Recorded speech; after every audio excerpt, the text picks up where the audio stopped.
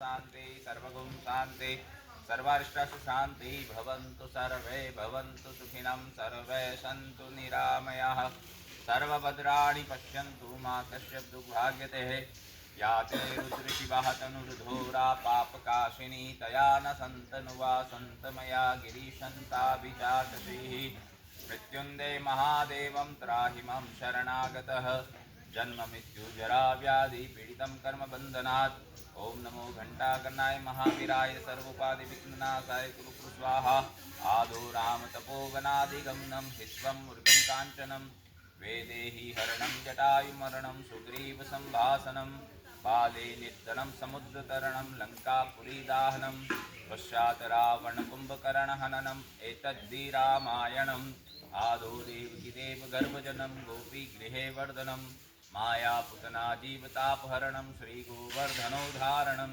कंसछेदन कुर्वादिहननं कुन्तीसुतापालनं इति श्रीमद्भागवतपुराणकथितं श्रीकृष्णलीलामृतम् ओम इष्टदेवताभ्यो नमः कुलदेवताभ्यो नमः ग्रामदेवताभ्यो नमः वास्तुदेवताभ्यो नमः पितृदेवताभ्यो नमः सर्वेभ्यो देवेभ्यो नमः सर्वेभ्यो ब्राह्मणेभ्यो नमः सर्वेभ्यो तीर्थेभ्यो नमः ओम नर्मदाय च विद्महे मेकलकन्याय च धीमहि तन्नो देवा प्रचोदयात्। आप उत्तर वाहिनी के तट पे हो, माँ नर्मदा जी यहाँ उत्तर वाहिनी है ना, और यहाँ किया हुआ हर कर्म 100 गुना फल देने वाला है ना, क्योंकि जो पूरी 3600 किलोमीटर की माँ नर्मदा जी है उसमें ये केवल 5 किलोमीटर का जो है वो उत्तर वाहिनी।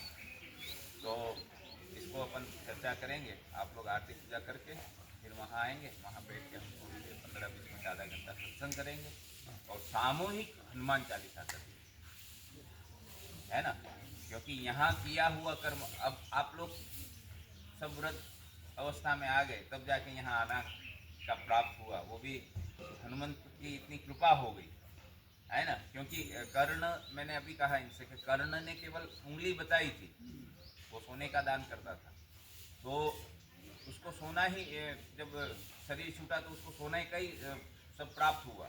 जब सब सोना प्राप्त हुआ तो उसको भूख लगी, बोले मैं सोना पा तो नहीं सकता हूँ भगवान, तो उसके लिए तो मुझे अन्न देना पड़ेगा, क्योंकि तुमने पूरे जीवन में अन्न का तो दान ही नहीं किया, तो तुम्हें अन्न कहाँ से प्राप्त हो। तो चित्रगुप्त को कहे में आया कि भाई देखो कहीं इसने अन्न का दान किया था, बोले कि एक बार केवल एक भूखा व्यक्ति कोई पहुंचा होगा, तो उसने कहा मैं तो सोना दान करता हूँ, बाकी और कुछ नहीं कर सकता हूँ, पर एक काम करो, ये उंगली बताई कि वहाँ चले जाओ, वहाँ भंडारा चल रहा है, वहाँ आपकी भूख होगी। जब कर्णों को भूख लगी तो वो उंगली उसने जो दिखाई थी, तो भगवान ने कहा कि तुमने पूरे जीवन में एक ही कर्म किया है, क्या? बोले एक बार उंगली दिखाई, तो कि वो उंगली को मुख में रखो तो तुम्हारी भूख जो है वो तृप्त हो जाएगी, है ना। तो कर्ण ने उंगली दिखाई तो उसका उतना फल उसको प्राप्त हुआ। तो ये तो आपको है ना कर्म करवा रहे हैं साथ में मिलके, है ना। तो उंगली दिखाने का जो कर्म प्राप्त हो सकता है, तो जो व्यक्ति साथ में कर्म करेगा और करवाएगा, क्योंकि कली तो महाराज ऐसा कहा गया है कि कली कर एक पुनीत प्रतापा, मानस पुण्य हो ही नहीं पापा। कि कलयुग का प्रताप क्या है कि सतयुग, जो अगर व्यक्ति विश्वास करे ना, तो कलयुग समयुग आना नहीं, जो नर कर विश्वास। कलयुग के समान दूसरा न तो सती था, न द्वापर है, न त्रेता था, इतना महान ये कलयुग है। जो नर कर विश्वास, व्यक्ति विश्वास करे तो कि उसका फल क्या, तो क्या फल ऐसा है कि है ना मानसिक पुण्य भी प्राप्त होता है।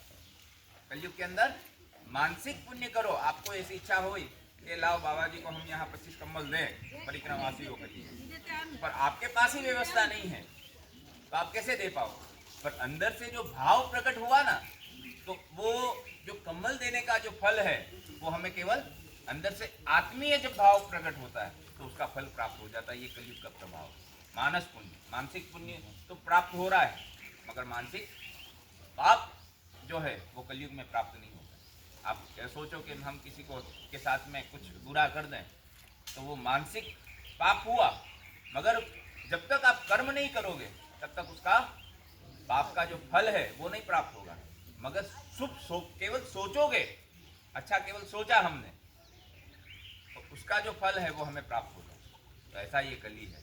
तो ऐसे कली के समय में, और देखो हम लोग इतने भाग्यवान हैं कि 500 साल हमारे पुरखे है ना, हमारे जो पूर्वज थे, वो 500 साल के राम मंदिर जो था वो 500 साल का एक इशू था। वो हमारे सामने भगवान राम अयोध्या में विराजमान हो गए हैं। तो हम लोग हमारी आंखों से भगवान को विराजते हुए देख पाए। ये हमारा एक है ना बहुत बड़ा सौभाग्य है।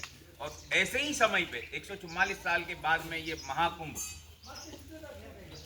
है ना, 144 साल के हमारी शायद हम लोग न तो पहले थे न आने वाले कुंभ में होंगे, मगर इस समय हम प्रेजेंट हैं, है ना। तो इस समय पे जो हम देख रहे हैं, केवल संतों के दर्शन भी कर पा रहे हैं मीडिया के माध्यम से, टीवी के माध्यम से, या व्यक्ति कहीं भी किसी प्रकार से पहुंच रहा है।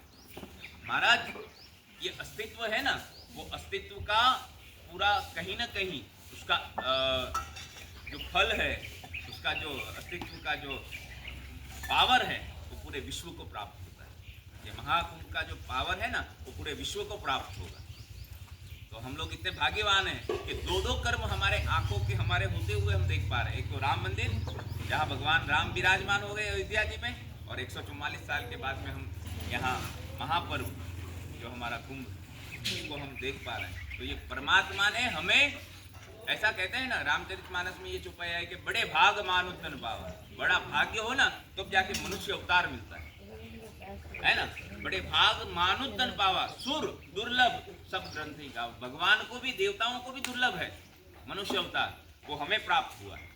और जब हमें प्राप्त हुआ है तो उसको ये न के जिस प्रकार ये एक आप परिक्रमा कर रहे हो, ये केवल परिक्रमा नहीं है, ये एक अनुष्ठान है।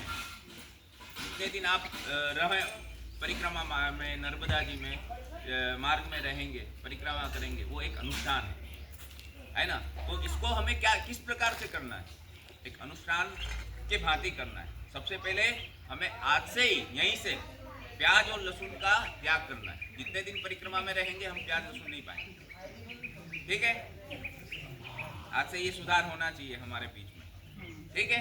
जब तक परिक्रमा में हैं हम प्याज लहसुन नहीं पाएंगे।